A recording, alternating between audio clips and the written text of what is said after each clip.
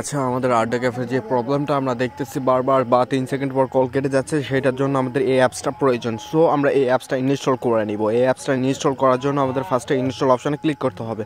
Install অপশানে click করার পর আমাদের এখান থেকে আমরা ইনস্টল করে নিব অটোমেটিক। আর যারা আমাদের ভিডিওটি দেখতেছেন অবশ্যই একটি লাইক করবেন এবং সাবস্ক্রাইব করে আমাদের পাশে থাকবেন।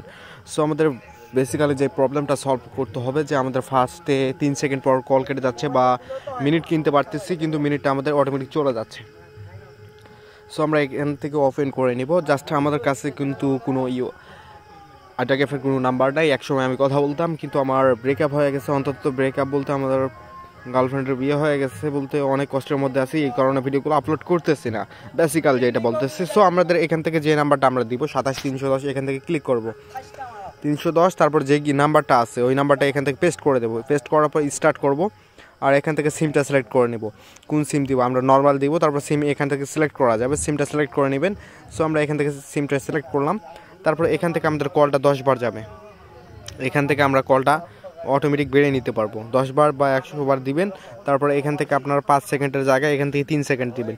তারপর স্টার্ট করবেন। ফার্স্টে খালি স্টার্ট করলে আমাদের 27310 দিলাম একটু কলটা দেখার জন্য। সো আমাদের এখান থেকে ওকে দেওয়া লাগবে। সো আমাদের এখান থেকে আমাদের ফার্স্টে এরোই বাটনে এখান থেকে অ্যালাও দিয়ে দিতে হবে। এখানটা ডিসপ্লেতে আমরা অ্যালাও দিয়ে দিলাম। তারপর স্টার্ট বাটনে কল দিলে আমাদের এখান থেকে কলটা যাবে, অটোমেটিক কল যাচ্ছে। কিন্তু এই কলটা যাবে কিন্তু এখান থেকে যতক্ষণ পর্যন্ত কলটা না রিসিভ হবে কলটা যাবে।